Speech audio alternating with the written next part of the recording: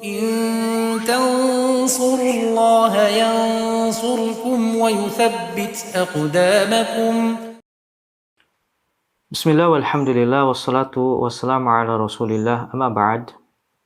Ikhwati fillah, kita telah sampai di penghujung suratul Falaq, di mana Allah Ta'ala berfirman di ayat yang kelima, wa min syarri hasidin idha hasad, dan dari kejahatan pendengki ketika ia berbuat dengki.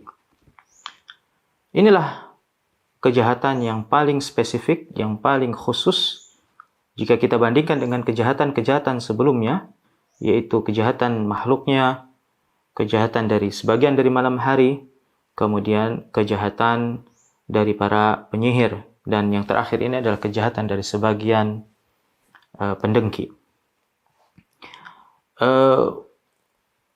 Ini mengisyaratkan bahwasanya tidak semua dengki itu membawa keburukan.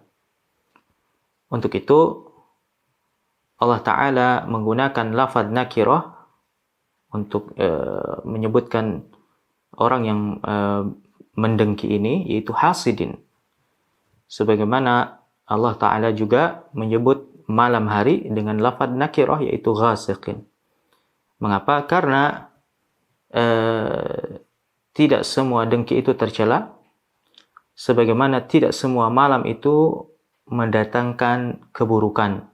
Misalnya Lailatul Qadar, yaitu malam yang dipenuhi dengan kebaikan di dalamnya. Apa hasad yang terpuji?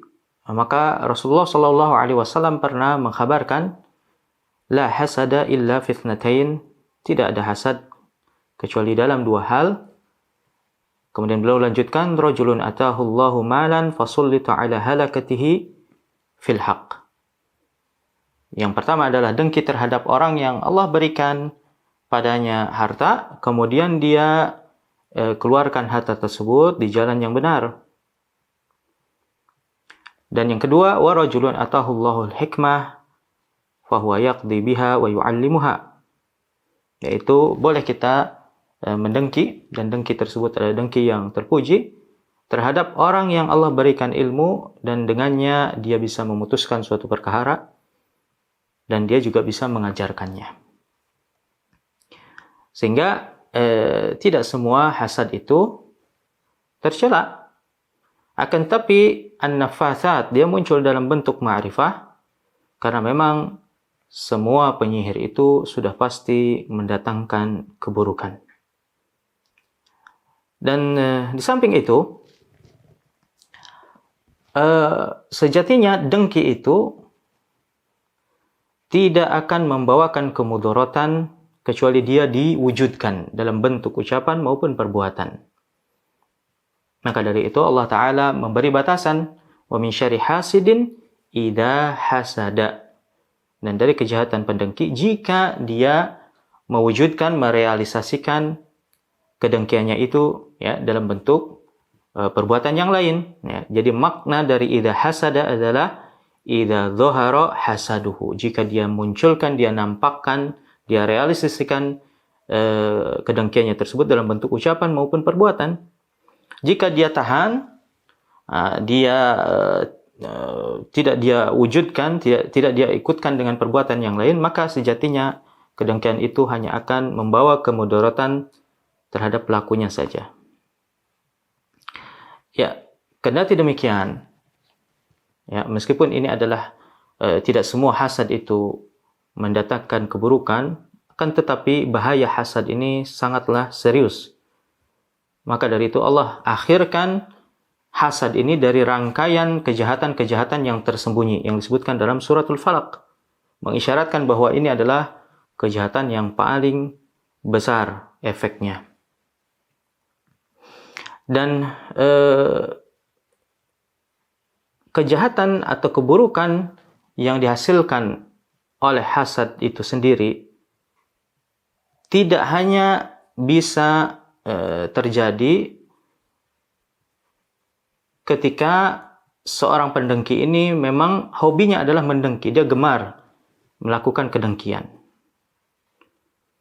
Tetapi mudarat yang dihasilkan oleh hasad itu bisa dilakukan, bisa terjadi oleh seorang yang hanya melakukan kedengkian sesekali saja. Maka dari itu, lafadz pendengki di sini muncul dalam bentuk isim fa'il, hasidin. Tidak dalam bentuk mubalaghahnya, yaitu hasud. Ya. Tidak disebutkan atau ayat ini tidak berbunyi wa min syarri hasudin idza hasad, tapi wa min syarri hasidin. Artinya, seseorang ketika berbuat hasad sekali saja efeknya akan sangat besar. Terlebih lagi hasad itu muncul dari seseorang yang hobi dan gemar melakukan kedengkian, yaitu al-hasud. Maka dari itu dia muncul dalam bentuk isim fa'il, tidak sebagaimana an-nafatsat. Dia muncul dalam bentuk al-mubalaghah, yaitu mereka yang gemar meniupkan buhul-buhul, yaitu penyihir. Nah, kemudian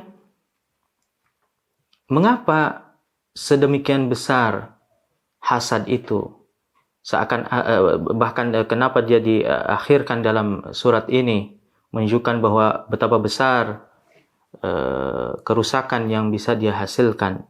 Bahkan sekalipun dari seorang hasid, bukan hasud, yakni seorang yang melakukan mungkin kedengkian sesekali saja, terlebih lagi bagi yang memang sering melakukannya. Perlu diketahui bahwa hasad ini adalah nenek moyang dari semua dosa.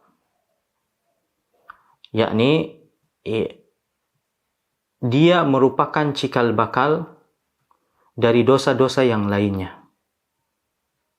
Dan kalau kita mau mengingat bahwa dosa pertama kali yang terjadi di surga maupun di dunia itu merupakan hasad.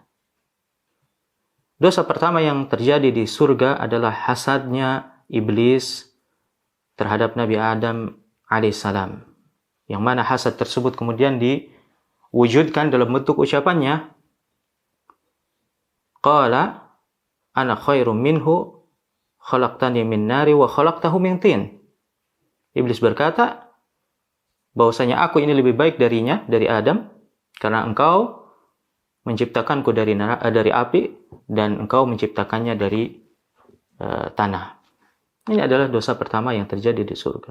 Pun demikian dengan dosa pertama yang terjadi di dunia, yaitu hasadnya Qabil terhadap saudaranya yaitu Habil.